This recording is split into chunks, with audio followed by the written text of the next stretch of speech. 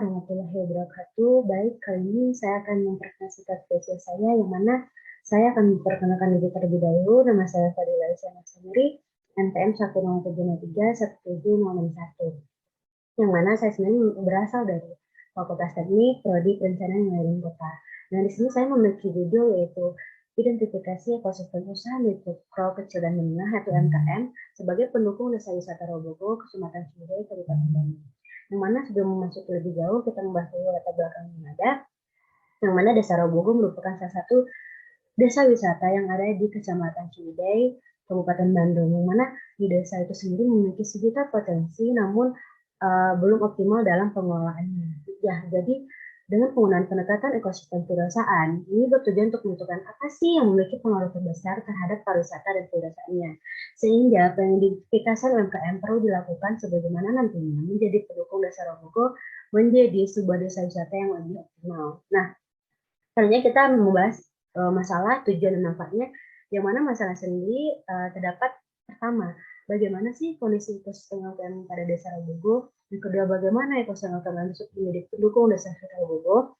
Nah, itu tujuannya itu mengidentifikasi dan mendeskripsikan keadaan ekosistem Desa Robogo sebagaimana menjadi pendukung pengembangan Desa Wisata Robogo. Nah, untuk manfaatnya, menjadikan sebuah penelitian baru mengenai pengidentifikasi UMKM dengan pendekatan ekosistem kewirausahaan, serta sebagai masukan upaya rekomendasi atau pembaruan UMKM dalam rangka pengembangan desa wisata. Nah, di sini kita masuk ke metode penelitian, terdapat 3, yaitu metode pendekatan, pengumpulan data, dan analisis data. Untuk pendekatan penelitian sendiri, kita di sini menggunakan itu pendekatan ekosistem kewirausahaan atau the entrepreneurial ecosystem atau ES, yang mana nantinya akan menghasilkan 11 variabel dan dokumen indikator, yang mana 11 variabel itu sendiri diadaptasi dari elemen-elemen yang ada pada STEM and Plan Depan tahun 2018. Itu diserap dan diolah sedikit, yang juga nantinya akan menghasilkan dokumen indikator tadi yang tersebut. Nah, selanjutnya ada metode pengumpulan data, yang mana di sini menggunakan 3 metode, yaitu observasi atau pengamatan, wawancara, dan kuesioner. Yang mana wawancara sendiri dilakukan kepada 3 tokoh yang ada di desa, yaitu Kang Feby sebagai mantan Kopepar, Kang Wida sebagai pegawai desa, dan Bapak Haji Suhat sebagai mantan pegawai BUMDes dan pelaku UMKM. Nah, untuk kuesionernya itu dilakukan pada 10 pelaku bisnis UMKM.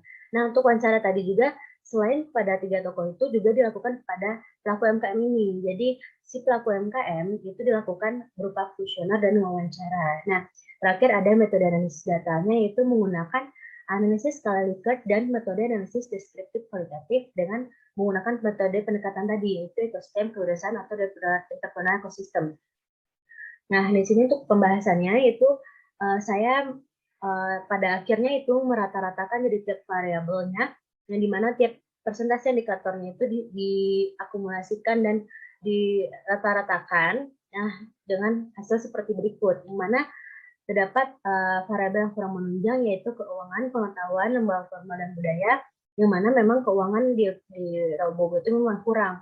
Jadi mereka hanya menggunakan keuangan atau sumber modal dari dana mereka sendiri. Untuk pengetahuan, itu kurangnya pembinaan atau pendidikan mengenai kewirausahaan, sehingga kurangnya pengupgradean terhadap UMKM yang ada. Nah, untuk lembaga formal itu kurangnya lembaga pembiayaan dan pemakarsa pemerintahnya, dan budaya itu budaya yang ada itu hanya semata-mata pertemuan, tidak menimbulkan sebuah UMKM baru atau inovasi yang baru gitu. Nah, untuk variabel menunjang itu yang pendukung, bakat, kreativitas, kepemimpinan, permintaan, dan aksesibilitas, yang mana mereka ini memiliki presentasi yang juga tidak begitu tinggi.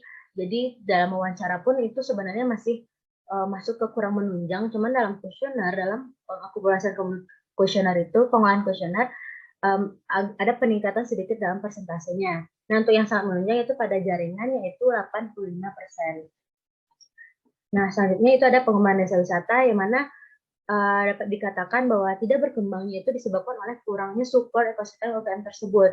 Nah, ikut berdampak pada pengembangan desa wisata yang tidak berkembang. Jadi kita mengingat perencanaan pada desa wisata itu tidak sedikit melibatkan peran masyarakat. Jadi kita tuh perencanaan itu mengarah kepada CBT, yaitu Community Based Tourism. Untuk keselamatan itu mengarah pada pemerintah yang kurang amanah, yang terdapat dalam surat An-Nisa ayat 58, di mana amanah di sini bermaksud bahwa semua manusia bertanggung jawab atas apa yang telah ditetapkan sebagai tugas hidup kaum. Jadi seandainya pemerintah lebih maksimal dan amanah, ini mungkin bisa lebih di uh, koreksi lagi, lebih dimaksimalkan lagi hal-hal yang kurang menunjang tersebut. Nah, untuk kesimpulannya, di sini kurang supportnya ekosistem yang ada ini mengakibatkan kurang menunjangnya ekosistem UMKM. Nah, jadi itu berdampak pada perkembangan UMKM yang terhambat dan berdampak juga terhadap desa wisata itu tidak berkembang. Nah, alhasil kita mengarah kepada konsep CBT, ya, Community Based Tourism, mengingat dalam perencanaan pada desa wisata tidak sedikit melibatkan peran masyarakat. Jadi desa wisata yang berpijak pada masyarakat merupakan suatu alternatif baru untuk mengembangkan serta meningkatkan hasil produksi, terlebih campur tangan pemerintah yang masih sangat minim. Jadi ketika pemerintah tidak bisa campur, kita lebih ke masyarakatnya. Sekian, terima kasih. Assalamualaikum warahmatullahi wabarakatuh.